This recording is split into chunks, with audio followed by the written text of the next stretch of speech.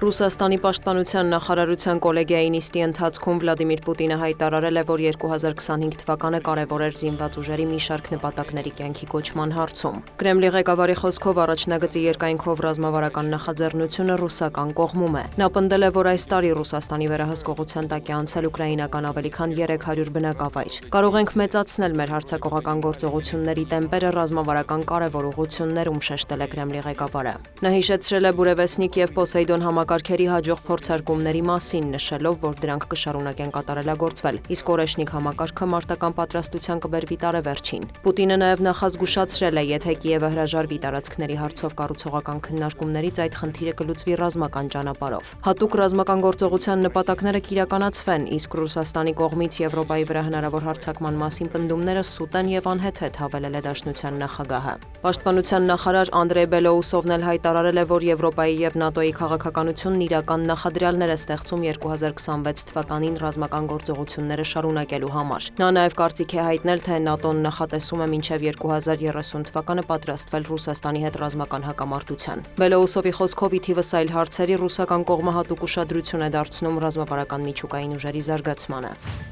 Եվրոպական հանձնաժողովի նախագահը հայտարարել է, որ դեկտեմբերյան գագաթնաժողովում ԵՄ պետք է որոշում կայացնի Ուկրաինային ֆինանսական աջակցության վերաբերյալ։ Ուրսուլա ֆոն դեր Լայենի խոսքով պաշտպանական ոլորտում Կիևին օգնություն տրամադրելը նշանակում է ապահովել ամբողջ Եվրոպայի պաշտպանությունը։ Նա հայտնել է, որ Եվրոպական հանձնաժողովի եւ Արժույթի միջազգային հիմնադրամի գնահատականներով 2026-27 թվականներին Ուկրաինային անհրաժեշտ է մոտավորապես 137 միլիարդ եվրո։ Առաջարկել եմ երկու տարբերակ՝ ռուսական ակտիվներից հատկացումներ եւ Եվրամիության կողմից վարկեր, մանրամասնել է ֆոն դեր Լայենը։ Օրեր առաջ ԵՄ-ն որոշել է անժամկետ սառեցված պահել արևմտյան պետություններում գրանցված ռուսական ակտիվները։ Եվրահանձնաժողովը կարող է սառեցնել 210 միլիարդ եվրոյի ռուսական պետական ակտիվներն այնքան ժամանակ, քանի դեռ Մոսկվան փոխհատուցում չի վճարել Կիևին։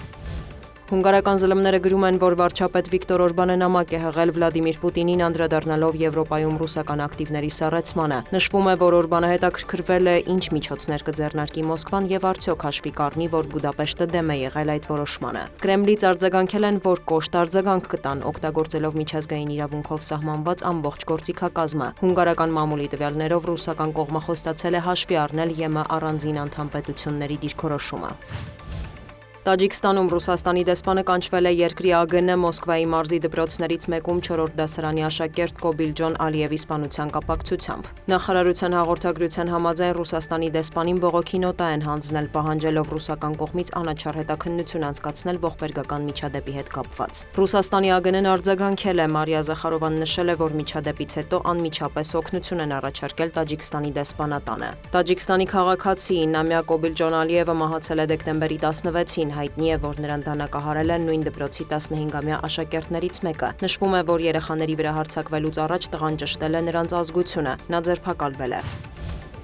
ԱՄՆ նախագահը հայտարարել է Վենեսուելայի ծովային շրջափակման մասին, ըստ Դոնալդ Թրամփի պատժամիջոցների տակ գտնվող նավթային տանկերներին պետք է արգելվի մուտք գործել Վենեսուելա եւ լքել երկրի տարածքը։ Սպիտակ տան ղեկավարը խոստացել է աննախադեպ ճնշում գործադրել երկրի իշխանության վրա։ Նրանք Միացյալ Նահանգներին պետք է վերադարձնեն մեզնից նախկինում գողացված նավթը, հողը եւ այլ ակտիվներ։ Մադուրոյի անօրինական ռեժիմը օգտագործում է այդ նավթը իր նարկոտերորիզմի, մարդկանց թրաֆիքինգի, սպանությունների եւ առևանգումների համար, գրել է Թրամփը Social էջում։ ԱՄՆ նախագահը նաև հիշեցրել է, որ Վենեսուելայի իշխանությունը նոյեմբերին ճանաչվել է օտարերկրյա ահաբեկչական կազմակերպություն։ Կարակասը մեղադրել է Թրամփին սպառնալիքի միջոցով միջազգային իրավունքը, ազատ առևտրի եւ նավարկության սկզբունքները խախտելու համար։ Դիանա Գասպարյան, լուրեր։